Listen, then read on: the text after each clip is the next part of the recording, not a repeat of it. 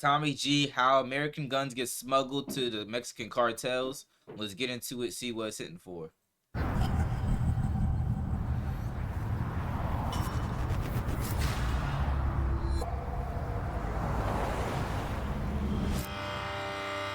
I do get firearms, I send them across the border, make money for myself from that, other people make money from it. Today I'm going to discuss how guns are brought from the United States into Mexico.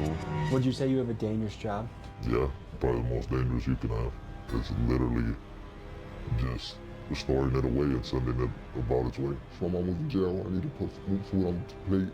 I ended up selling it to somebody who ended up taking it to California and making money off of it, so everybody ate at the end of the day. 2009, 10. That's crazy how like certain dilemmas happen. But let's just get into it. It was like our wild, wild west days out here where we were in chases every day. And what are the odds someone has eyes on us right now? Oh, pretty good, dude, because these are all scout hills. At what age would you say you officially joined an organization? So I was about 10, 11 years old. We spoke with a cartel member last night that alleged that one of the ways it gets through is paying off Border Patrol, paying off police. Yeah, I would not disagree with that. What is the cost to buy a Border Patrol agent? A week, $9,700. In a good month, how many guns can you get across the border? I want to say close to that. That's crazy. So it's like almost 10 bands a week. Yo, if you made it to the video this far, make sure to like, subscribe, and comment on the video. Comment what your favorite thing is, and share to a friend, and share to a friend, and share to a girlfriend, man. We do all live reactions and gaming content live on Twitch. So if you want to come check it out, come follow us on Twitch, man. We do all the content. My Twitch is right there, OR1_Mir. That's OR1_Mir. Or you can hit the like and subscribe button on YouTube and catch all the content there. But I'll catch y'all on the Twitch side. Peace. Basically, hold on. Not full, I had to sneeze. But like basically almost 10 bands a week can get you a Border Patrol agent that will tell you what his shift is, what area or what guard, like what area of the border he's patrolling that day, and you know what I mean, how he'll allow you to get it through. Whether it's guns, drugs, or humans. Like, you know what I mean? Like, he just tells you when, and then you go like that for almost 10K a week. 10, like, it's not, we're not talking about like 100,000. We ain't talking about 10 mil. Like, we talking about $10,000. Yes, it paranoid. I mean, yeah, we all be paranoid because we in the room with you. So if I hear a knock, obviously I'm gonna be scared. The power Mexican cartels have accumulated is hard to fathom. With Jalisco New Generation Cartel and the Sinaloa Cartel leading the charge, these paramilitary crime syndicates have global reach. They are heavily armed, deeply connected, and absolutely ruthless. Specializing in drug trafficking, human smuggling, extortion, and more, these organizations pull in billions of dollars every year. And the United States plays a part in this. It said virtual kidnapping. What's virtual kidnapping? Because the ugly truth behind some of their power is American guns. Now, as Americans, we get mad about the fentanyl flooding across our border. But what about our guns that are flooding into Mexico? In this episode, we expose the pipeline. From cartel operators to US gun smugglers running thousands of firearms across the border to the law enforcement agents fighting to stem the flow. These folks are the players in this deadly supply chain of power and violence. Travel caution. Smuggling and illegal immigration may be encountered in this area. So you could be going on a nice little stroll, a walk, a dirt bike ride, and all of a sudden get met by a cartel member and now being forced to put these guns in your book bag or into your, you know what I mean, into your pockets, so then they can get smuggled across. Like, that's insane. And would you believe that some of our own three-letter agencies might be involved? This is the story of how American they've always been involved, but continue. Guns end up in the hands of Mexican cartels.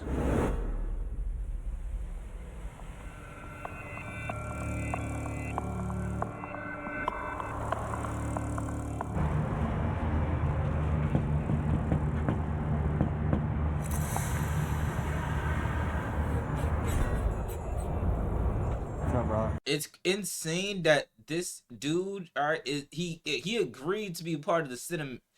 Like, he is literally shooting cinemas with these drug and gun traffickers. Like, this guy agreed. He said, yeah, you could just, you know what I mean? Like, this this knock and stuff, like they agreed to do this.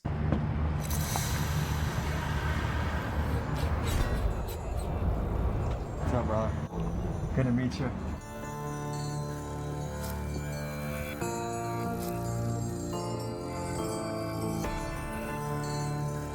Is it true that different people in the game are on the run right now? Oh yeah, most of the people I know just either their people either got hit by, one of the three people that were going out there raiding people, or just had some shit happen, or some people getting audited and they gotta go on the run. So Mexico is just the go-to right now. States are too hot. State troopers, border patrol up in Phoenix.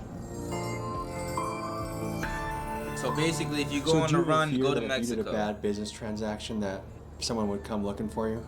I don't fear for my life at all in this situation, just because throughout this whole business, I've been clean business. I see myself as a way of just normal, civilian that's out here just trying to make money. So you're gonna have the gun itself, where the gun is, who's the one that's either gonna get it or who has it. I go buy that off that person at a price where I can make a profit for myself.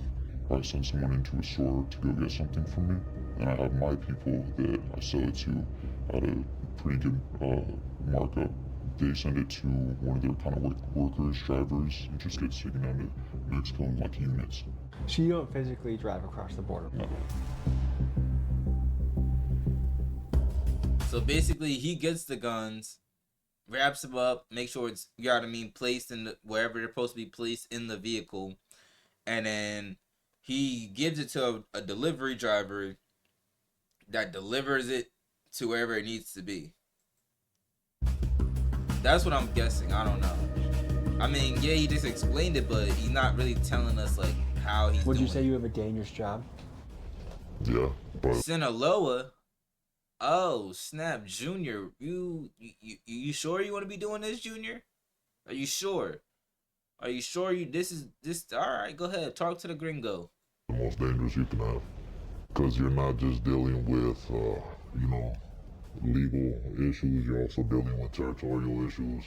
For those not familiar, the Sinaloa cartel is one of Mexico's most feared and notorious drug cartels. It was led for years by El Chapo Guzman, a ruthless king. No, it was not. It was not led. El Chapo was the frontman of the Sinaloa cartel. It was ruled by someone much bigger than that dude. All right, we ain't gonna say no names. He is in federal custody of the United States, but that dude that was El Chapo's boss is way bigger, bro. Has not this this is El Chapo. El Chapo's boss, right? Has been running from the cops, the U.S. government for 50 years. For 50 years, this is the first time he's ever been locked up in jail, and the reason he was kidnapped by people that he thought he could trust and brought to America. That's the only reason why he was caught. Been famous for running a global crime empire and escaping a Mexican prison in 2015 through a mile-long tunnel. He was recaptured in 2016 and extradited to the United States, where he's now being held in ADX Florence, America's most secure prison. He's locked up alongside people like infamous gang leader Larry Hoover. Larry Hoover free. He just got freed though. Larry Hoover home though. Larry Hoover home though. And the Boston Marathon bomber. Yeah, and with El Chapo behind bars, Sinaloa's future has never looked more uncertain. But make no mistake that from Chicago to California, Omaha to Phoenix, the Sinaloa reach is still quite powerful. Omaha? You telling me there's gangs in Nebraska?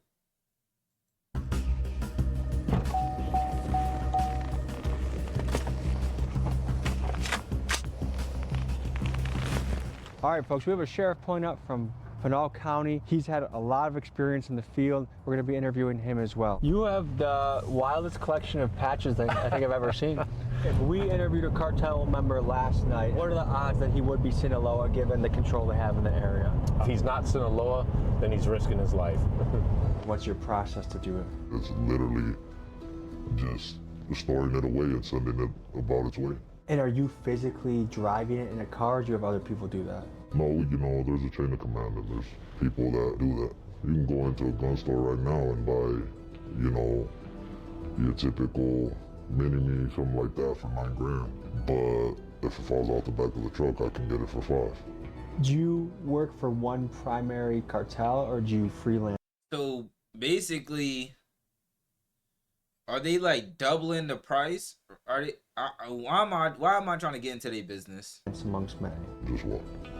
Is there any difference in how difficult it is to do business from the Biden administration to the Trump administration? There might be a couple hiccups, but it's all business. It's all the same. Honestly, it's crazy. I can't imagine the border right now. People are scared to go across more than ever before. The risk and like the paranoia of it, you know, because like some of this shit is like they'll load your car up with like 20 blocks, and like imagine trying to drive across the border like thinking that, and then if the X-ray's gonna pick you up, shit like that. I guess nerve-wracking. You know, like once the border got tighter, you know, things are hard to do.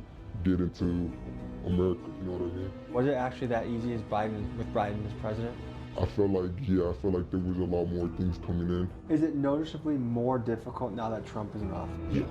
Under the Biden administration, it was a free flow of everything. The people have stopped coming across so much. I mean, we're way down. I think we were at about 7,000 to 12,000 a week, and we're at like 3 to. So basically, with Biden, there was more people, less drugs coming in, right? There was more people coming into the country, less drugs coming into the country, but there was more guns flowing out of the country in the Biden administration.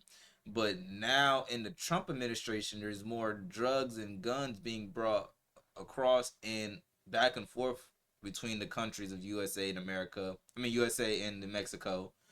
But there's less people coming in. So it switches, right? Depending on the presidency, you're able to work in plain sight and get away with it.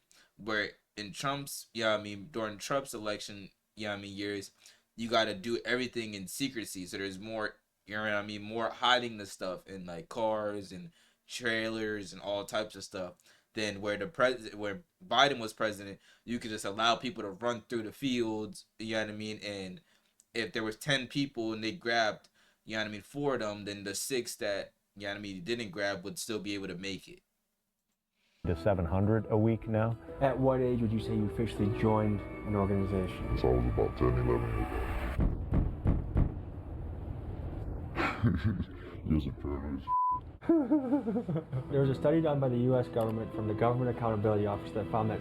Oh snap! What GAO found? 70% of firearms reported to have been recovered in Mexico from 2014 throughout 2018 are and submitted for tracing where U.S. source. However, ATF does not receive a complete data that thousands of firearms, such as those recovered by Mexican states, because only Mexico's Federal Attorney General's office submits trace requests to ATF.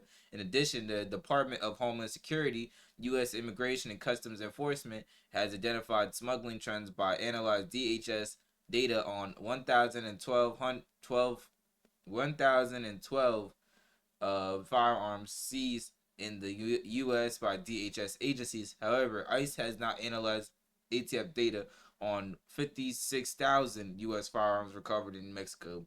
Additional data analysis could enhance U.S. efforts to understand firearm sources and smuggling routes. So just about from in the 2010s, right, from 2014 2018, 70% of the firearms reported have been recovered in Mexico were U.S. sourced. So that means they all came from a U.S.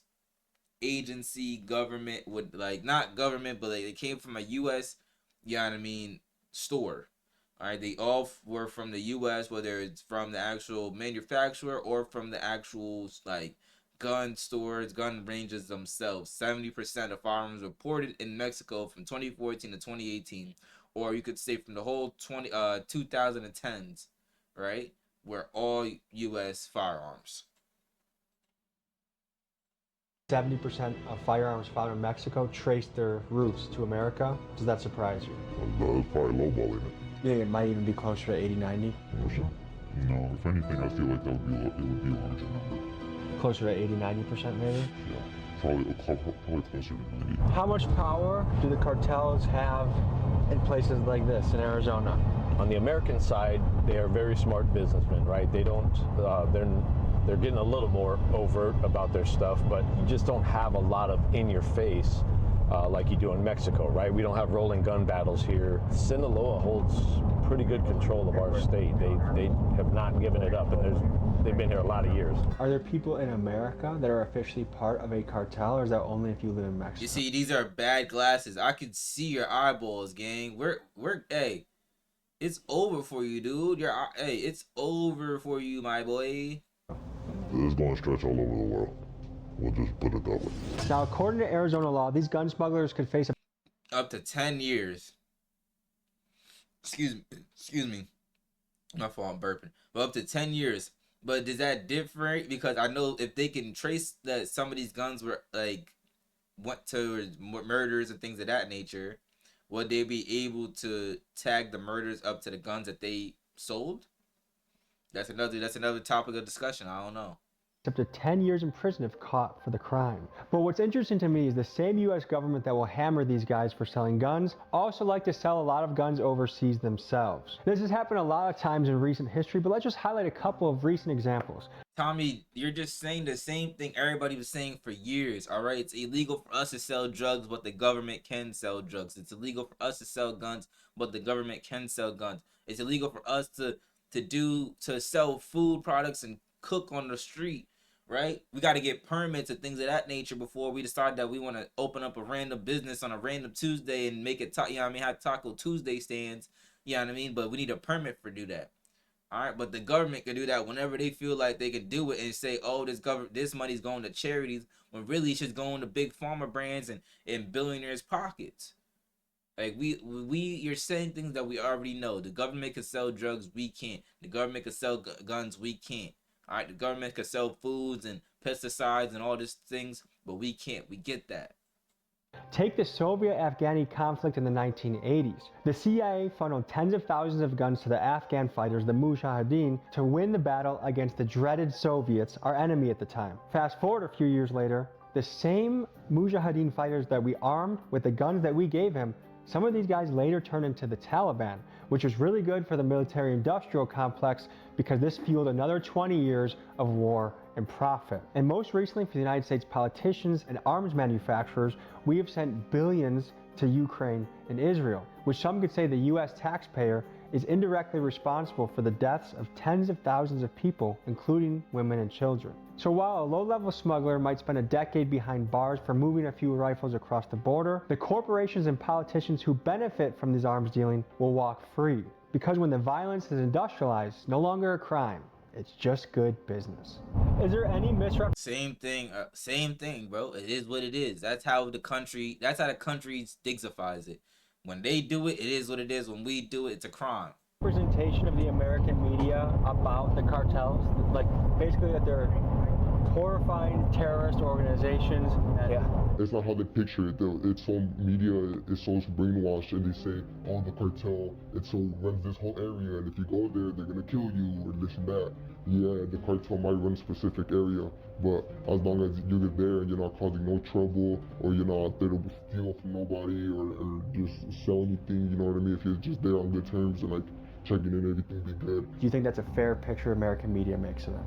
No, that's easy to label something that you can tax. We gotta take care of our own people, you know? The government ain't helping. We see cartels sending, shy bombers or people in the United States to go do mass shootings and get their agenda across or anything. Most of the things that cartels do, unless it's someone in America that was working with them and fuck them over somehow, that's when they'll go after you as a person in America. What do you think about Trump potentially labeling cartels as terrorist organizations? Then he should start here with the people on their side. What do you think would happen if Trump tried invading Mexico or drone striking cartel operations? It's not gonna be good. Currently in the news, the US and the Trump administration is considering using drone strikes against the Mexican cartels. But how do we know if these stories are biased, how they're being framed politically, if we're getting the right scoop on what we're being told? This is where the sponsor I'll say is, right, if that happens, there will be a huge decline in, there's already a huge decline in the American economy right now. But if we go to war with Mexico, there will be an even crazier decline in, you guys don't understand, people are literally, rerouting their business because of the tariffs, right? The tariffs that are going on, right? So people are now saying using Mexico as a route to get there, right? To get their businesses and get their products across into the US. So if they go to war with Mexico, the whole like that whole border, the Mexico border will shut down, which produces a lot of money coming in and out. You got to understand, like people pay to come through that toll, all right? Things that are trying to get smuggled in through the border or out through the border, like they get taken and confiscated, and you know what I mean, whatever the government decides to do with it. Like there's things that like that border does, right? That you know what I mean, that the border itself on Mexico and between Mexico and the US generates a lot of income for a lot of southern states. I said southern state country, but even like Mexico being a southern country and of a South America, and even like Texas, New Mexico, Oklahoma, certain parts of California will all affect through it. Will just all ricochet, like will all go down between the Midwest to, you know what I mean, the East Coast. If the war happens, bro, it will ruin the economy for a while. Sponsor of today's video comes in Ground News. What they do is they pull thousands of stories across the All right, bro. I didn't know this was gonna be an ad. The Mexican side of my family. We have family gatherings all the time. We have carne asadas. We get together and play loteria. The Mexican side of my family oriented. I can tell you from the Mexican to get a better handle on the I don't news know you're what was receiving. going on. It's very, very, very much like the Italian mafia. They are very family oriented. I can tell you from the Mexican side of my family. We have family gatherings all the time. We have carne asadas. We get together and play loteria, you know, all this kind of stuff. The difference being when they go to work, it could be to go skin somebody alive that's their enemy, you know. This road in particular is a major smuggling route, and I've had a lot of chases on this route. And what road are we on right now? We're on Stanfield Road. These mountaintops will have scouts on them. So all of these valleys out here can have routes where they are pushing people and product up, and they use those routes. The scouts guide the loads. When they get up here to kind of the civilization, that's when they'll hit these regular routes, blacktop routes, on the freeway, shoot up into Phoenix, because Phoenix becomes the hub. And what are the odds someone has eyes on us right now? Oh, pretty good, dude, because these are all scout hills. Why is torture used so often? So you tell me they're on the top of the hills or like somewhere near the hill, and they just got like binoculars or something like that, watching to see when is a good time to run and cross, and that's scary, but it's also super calculated. Amongst the cartels. Pain is the best teacher. So you're a runner, go to a gun store, get it. Let's say it's me. If I get flagged, okay, that's a mission that went astray. If not, how often would you send a guy like me to get it again and again and again? I mean, I've had people that, you know, you wouldn't believe the number of stuff they cut out under the name. It's really kind of strategic in a way, because the way the background checks work is it will show up as, you know, either a pistol or a rifle. It doesn't go into the system as that specific firearm unless the ATF is flagged and involved. You could have someone go store to store, get 5 guns in their name, just one day, clean record, all that stuff. For you have someone in your family that has died from gun violence in Mexico. Yeah. Do you blame the guys in America selling the guns? I don't. I just blame the shooter, really. How do you feel about being involved in a... That sucks because it's like if you got a family member in a like if you own a gun store or sell guns in America and you got a family member who dies from gun violence that like you possibly could have sold that person the gun, like obviously you feel some type of remorse. So it's like it is different where it's like in a, I guess to him it's different where it's like I'm sending it away, right? I'm just a person who gets the guns, puts the guns in a car, and then they go wherever they're supposed to go. I'm not the person who drives them, drops it off. So I don't know who I sold the guns to. I just blame whoever shot my cousin or my family member. It's just that's business that arms the cartel? It sounds worse than it is in a way. I mean, you think about it is what I'm doing is basically doing what larger corporate companies have done with other third world countries. You know, Taliban has all guns made in the USA. What I do is I still make those people money. You know, the big gun industry still gets money from me, but I also make some money myself in a way by just doing what they're already doing, but on a smaller scale. Even if I stopped what I was doing, someone would just come and fill in for me. Might as well try to make my money that way, and it's something that's happening in a whole different country.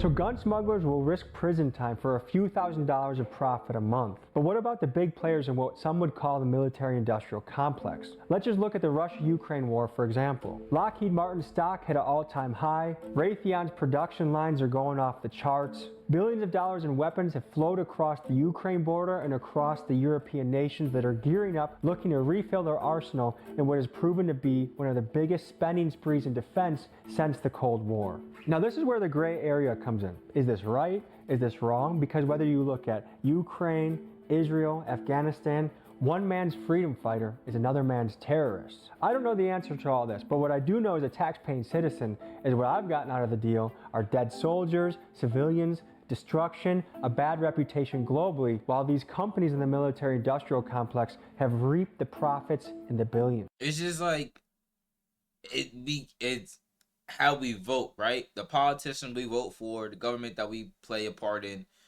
We as society, we gotta really start being more mindful, right? Like you really gotta educate yourself on what you're voting for locally, who you're voting for statewide, and who you're voting for federally, right? Really look into it, really study these people because who they get sponsored by, right? Like we talk about how Mexico politicians and governments are sponsored by cartels, but you know what I mean? Our politicians, our governments are sponsored by big pharma brands that are doing the same thing as cartels. They just wear jackets and wear, you know what I mean? They got fancy paperworks and fancy bank accounts, right? So it's like we got to be more aware and more intensive to who we put in power, who we put in play as a local government, right? The city or the state, the city or town or borough you live in, right? You got to pay more attention into your state, right? The who you put into your state board, into your county, right?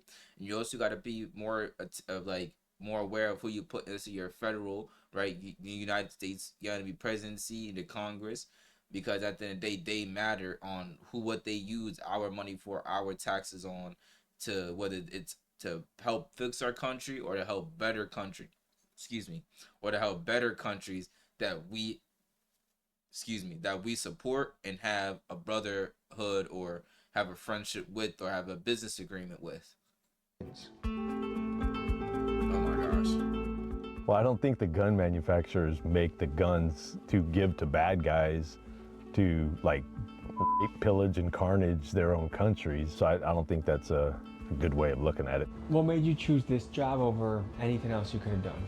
Honestly, the thrill of it in a way, and just a large interest in guns on my part. The money's there. I got lucky with, finding some people.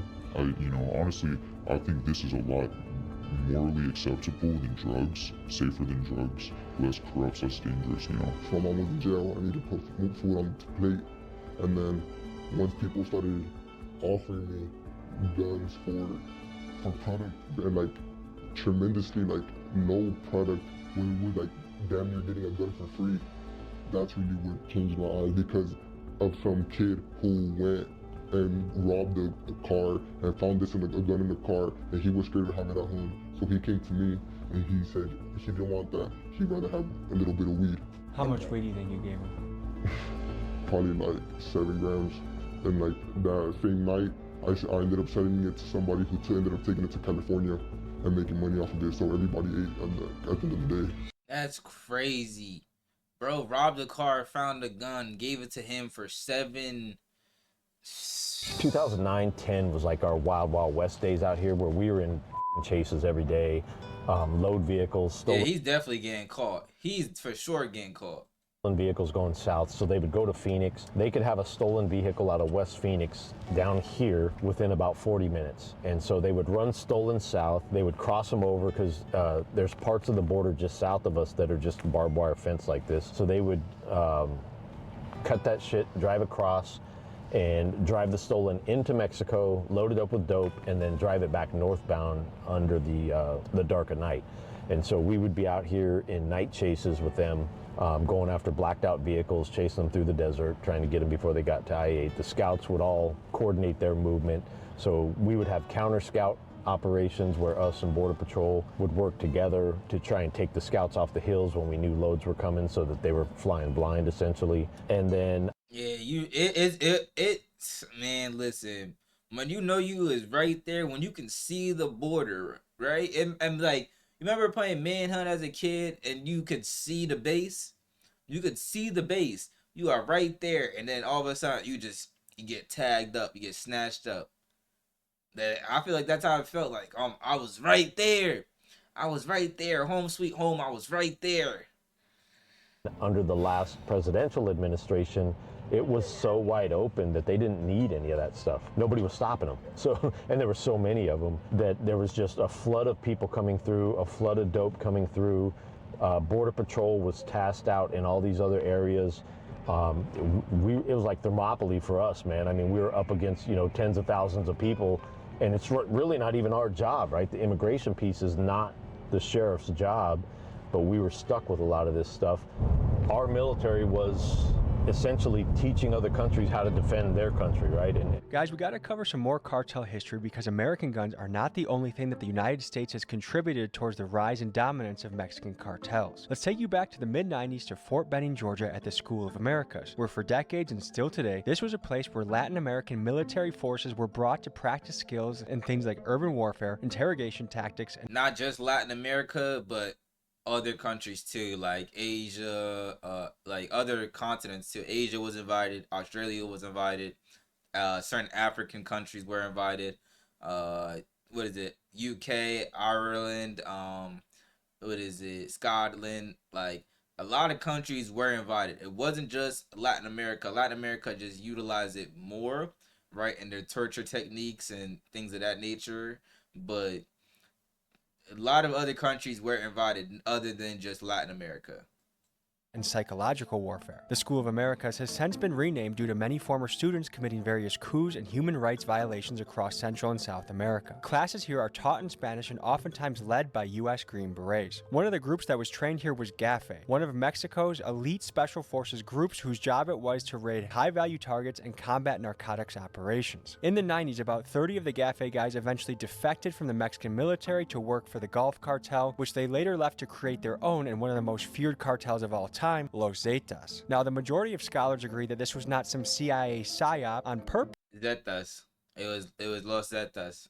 Not Zetas. It was Zetas. But rather an unintended consequence on the part of the United States. However, there are known cases of former special forces guys being put on cartel payroll to teach their soldiers and sicarios advanced tactics. Just food for thought as we look at the history of how some of these cartels came to be. I'm not even gonna lie. Hold on. I gotta go back. See, this dude right here, he don't scare me at all. Like, this dude right here, he doesn't scare me. He's probably the most scariest, he's probably the one dude that you don't want to mess with, right? It's like this glasses combo doesn't scare you, but this glasses combo will do you in the worst way.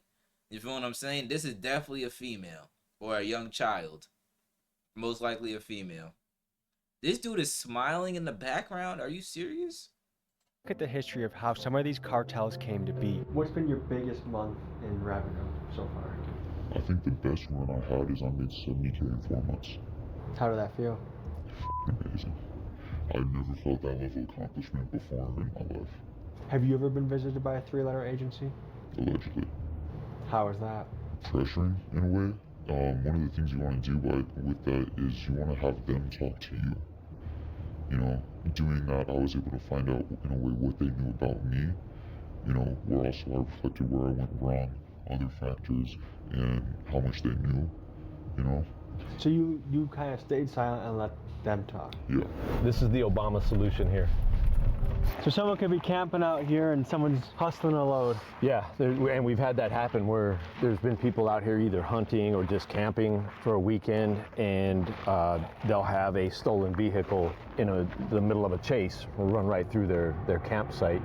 and blasting up here to the interstate to get away from the cops. And so this whole area is kind of, again, just like the other area, all the high points, you're going to have scouts. There's usually scouts on this hill, and there's scouts a little bit deeper in, and so they're watching over the valleys. The cartel member we spoke with last night said that if drone strikes were taken against the cartel, we really escalated against them, there would be a ripple effect where they're going to escalate the violence here and try and, do you see that as a potential chess move that really results badly for the American citizens?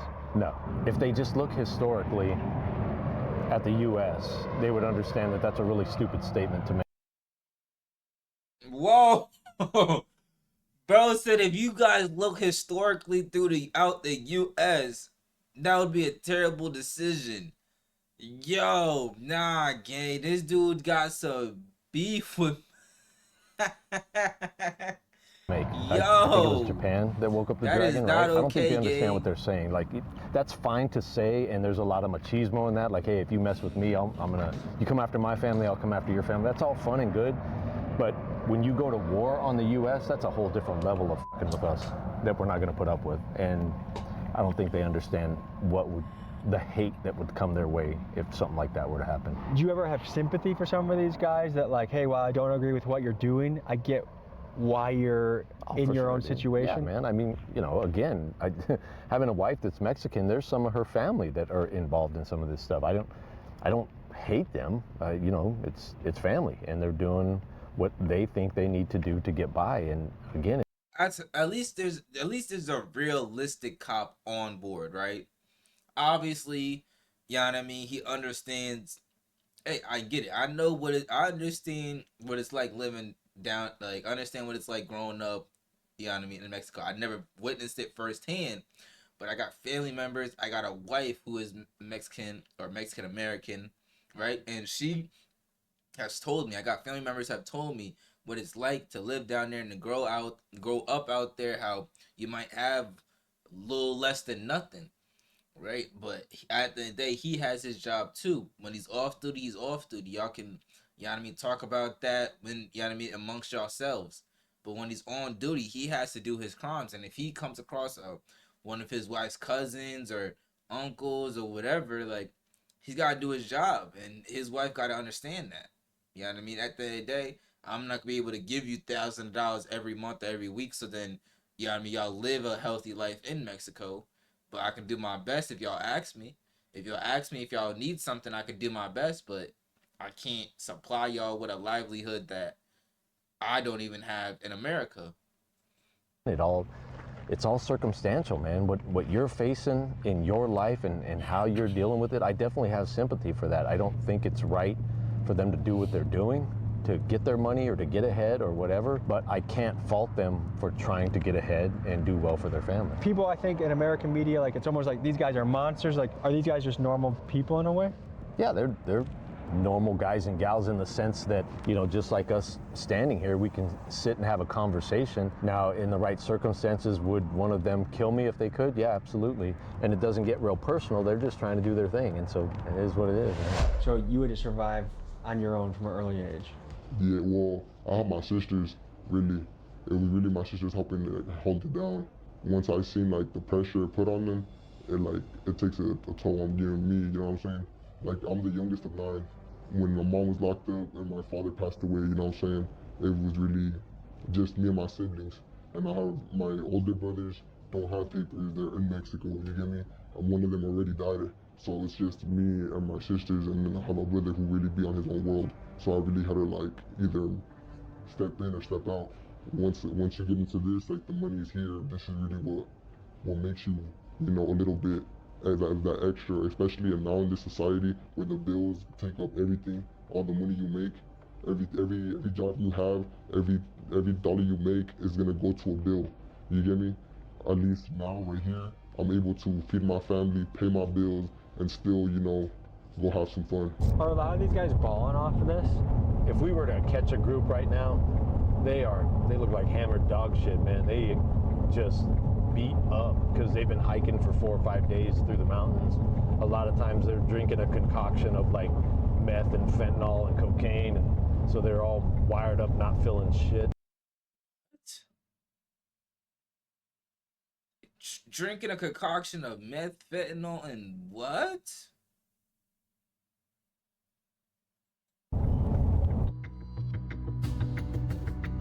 But like, it's insane. It's like insane as it sounds, right? You guys don't know what y'all would do when it comes to having to feed your family and having to put bread on the table and clothes on kids' backs.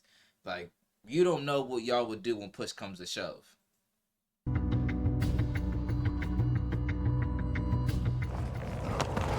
Rattlers and stray bullets will get you every time. So you can see there's kind of a depression here and kind of bushes and stuff like that. And you can see how the grass is kind of beat down, which means there's been people in here. And then you'll start seeing the black bottles that's traditionally smuggler trash. They carry the black bottles with water all the way up from Mexico. There's parts in Mexico where they're buying all this stuff. They're buying the camouflage, they're buying the black bottles. And what goes in the black bottles? Water. They black them out so that they're not shiny, visible. And so you'll see them kind of scattered throughout here. That's even worse, right? Because if they black them out, then heat gets attracted to, like, black is attracted to, like, the sun gets attracted to darkness, right? So if it's black, right, then the water might get warmer or hotter quicker than it will in like a wider, I don't know. You can start seeing some of the clothing and stuff. That's what I'm thinking. I don't know. So they've, like, by the time they get to this point, they've already been backpacking for 4 or 5 days up from Mexico. Then they get here, and this is kind of their final staging point where they will kind of hang out and wait for a ride to come get them. And so typically speaking, this is where they kind of discard their clothing, discard any trash that they have, and jump in their ride and go.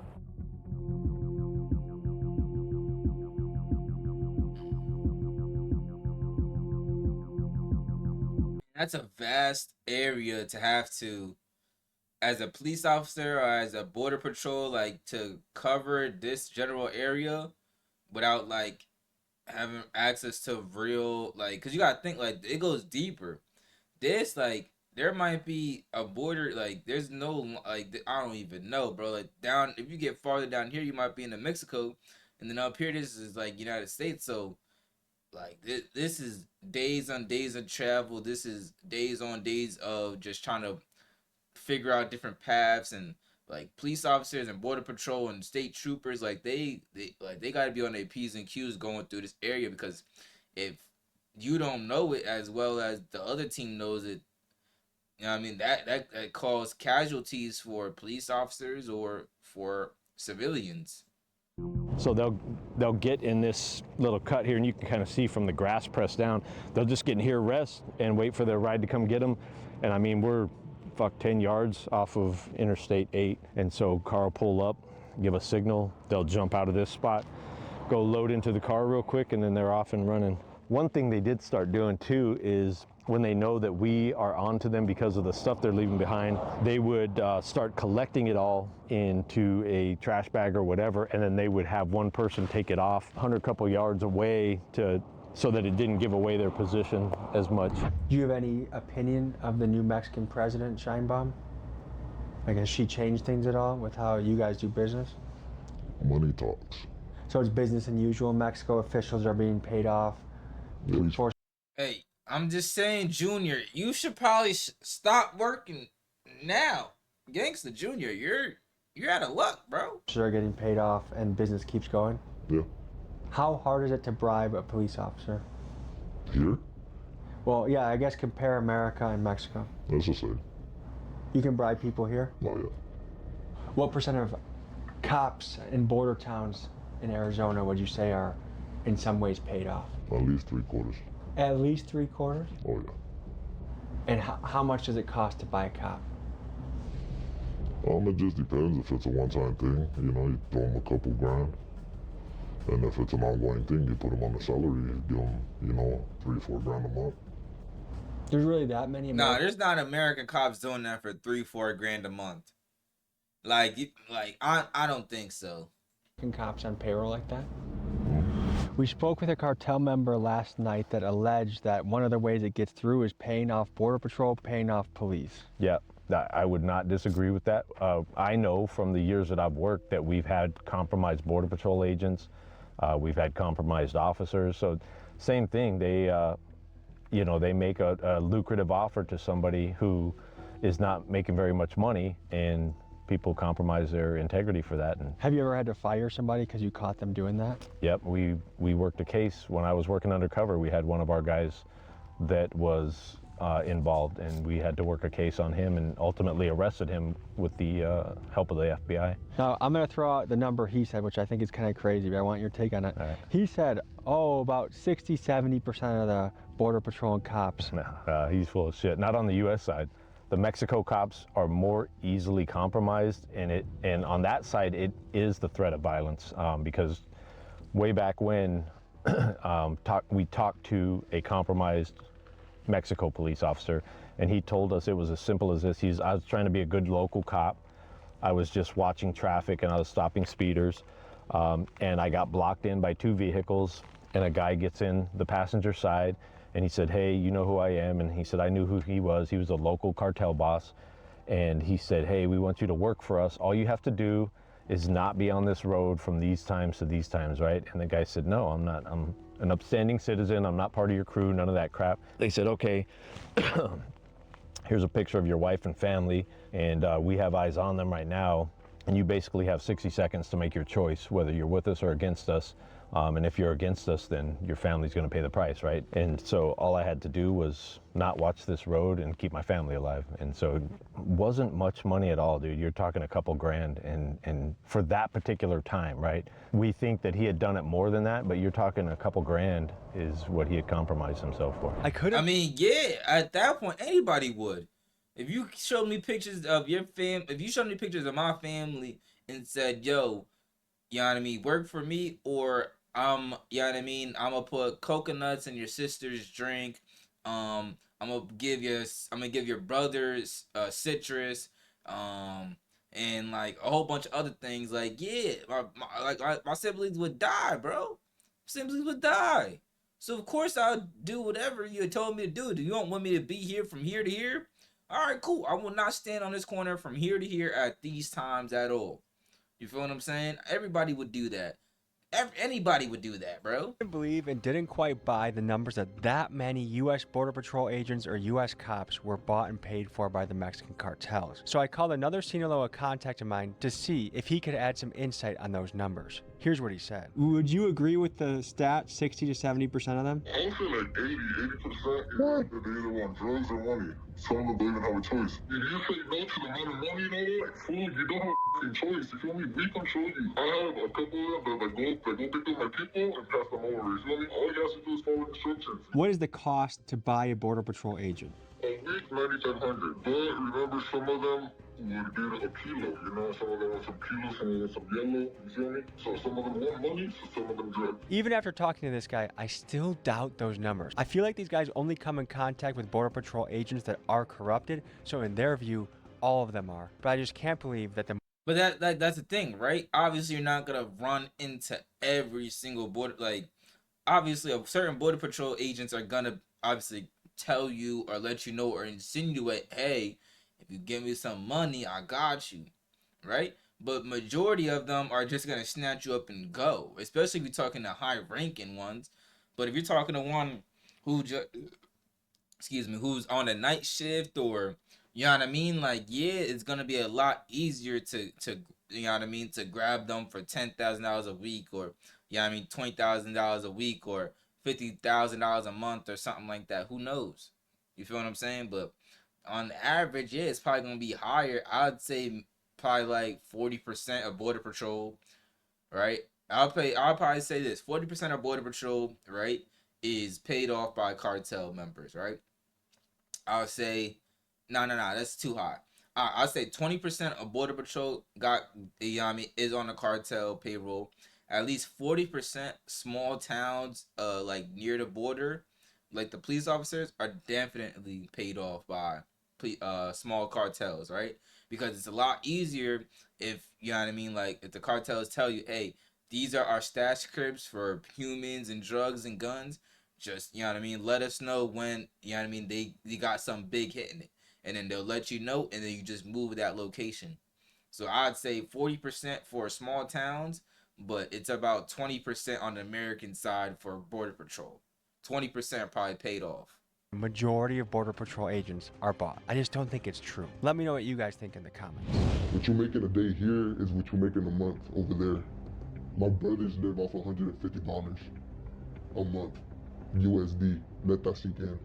I could make that in in one cell. One gun transaction you give me, I could make way more than that in one gun transaction and send that over right there. In a good month, how many guns can you get across the border? I want to say close to 1,000. 1,000 guns? Close to 1,000. The cartel guy we spoke to last night claimed that in a typical month, he might be able to get 1,000 guns across the border. Do you think that's credible? Yeah, that's absolutely credible. Is it even possible that he's downplaying it? Probably, yeah, because he's not wanting to get his bosses in trouble. So you have a few runners daily going. Yeah. I mean, yeah, depending on what type of cars you're putting in, like you could probably get close to 100 in a regular Honda. A regular Honda Civic could probably hold, you know what I mean, 50, 20, 50, maybe 100 guns, depending on what type of guns you want, right? You know what I mean? You probably could put, you know what I mean, up to 20, you know what I mean, assault rifles in, you know what I mean, a Honda. Probably fit, you know what I mean, you know what I mean, what is it, 100 Glocks or 100 Tauruses in a Honda Civic, right? But if you're talking about like an SUV, you talking about, you know what I mean, cargo vans, or, you know what I mean, like a Sprinter van or something like that. Like there's, you know what I mean, like there's probably somebody who probably put 1,000 in a limo and said, "Hey, we got to go pick up somebody famous or whatever." Like, yeah, there's multiple ways you probably get 1,000 in a, you know what I mean, in one night if you really wanted to. Is it with Border Patrol too? You can buy off Border Patrol? Oh, definitely. So like, do you have to, because obviously you don't just stroll up there and ask, like, do you have to meet him at a bar? Do you have to, like, how do you initiate this? They're sent to train. What does that mean? They're sent to the academy. Tell me about the clashes going on right now. Are things fairly stable, or is there a lot of battles happening? No, right? I mean, there's always going to be, you know, a tug of war between powers. It goes through its dormant times. Right now it's active. The danger he's speaking of refers to the war currently happening within the Sinaloa cartel. Since El Chapo's imprisonment in 2017, the group has splintered, with two main factions now holding power. One is led by El Mayo, a co-founder of Sinaloa and some say El Chapo's equal. The other is Los Chapitos, led by El Chapo's sons, known for being younger, flashier, and more aggressive. Their turf war has triggered waves of violence, including this recent story detailing the deaths of dozens of teens in Mexico. And from what I've heard from sources close to the action, this fighting is not expected to end anytime soon. What attracted you to this lifestyle? Honestly, the adrenaline. Is it terrifying working for a cartel? Stressful, not terrified. So as long as you follow the rules and kind of do honest business, you're kind of in good standing, there's nothing to worry about? Yeah, you know, you do. Probably different because he's on the American side. He's not in Mexico every other week where he's about to get his head chopped off. Business as a man. The one in thing I wanted GTA, my fault, in GTA. to fact check on to see if you had a perspective on this. Trump's claim that the majority of people coming over are murderers and rapists. In my boots on the ground journalism, I found out most of the people are just looking for a factory job, fast food job. They're not a murderer. Do you feel like that rhetoric was accurate or a little overblown? I would say that depends on the area, dude. Because like this area right now, we see military-aged males all camoed out, moving up, and those males are all at that ripe gangster age. And a lot of them, when we jump the groups, they are gang members. So if you're talking this area, absolutely, he's absolutely right. This is Thugville out here, man. It's all gangsters, cartel members, guys that are trying to fly under the radar. You'll have a few good people mixed in with that are really just looking for a better life. The other problem that we saw here in Arizona was a lot of these military-age males, when they got to the border and got across into the U.S., they immediately discarded their passports, any IDs, anything like that. They got rid of them, burned them, whatever they could do with them. Why the hell are you going to get rid of your ID if you're not up to something nefarious? So it did seem sinister. Yes, absolutely. Once you're in this, is it possible to leave, or are you pretty much in it for for life? You can step away. Easiest way to put it, you're a reservist at that point. As long as all your corners are covered, you turn into a reservist. So if you're needed and you're called up, you better show up. How dangerous is it for you to even do this interview? I'm risking a lot doing this. Yeah, cause I can see your eyes, gangster. Anybody would know who you are, Junior. We all know who Junior is. I'll put it that way, I'm risking my arm. Let's just say that. Oh, you're risking your arm? You're risking your arm. That was super funny. That was super funny. You're risking your arm. I hope they catch you, bro. Yo, Sinaloa cartel members, I hope you catch this dude. You're risking your arm. That was so funny, dude. That was so funny. Yo, Tommy G, I'm done with this video. That was so funny, bro. Congratulations. You're getting caught up, bro. The cartel's gonna get you now. I hope they do. Yo, Tommy G, great video, but I don't like Junior, man. Junior can go somewhere. Junior could eat a Frank, all right? That's what Junior could do. Talking about I'm missing an arm, or I'm giving up an arm now. Man, Junior, go eat a Frank, bro. For real, for real. Hey man, thank you for watching the video. If you like this video, man, like, comment, subscribe, and share a friend, share a friend, share a big girlfriend. Let's grow the community up. I'm gonna put all my social down in the description down below. Sorry for my words, man. I appreciate y'all for watching the video, and let's check y'all out soon. Peace. I put the new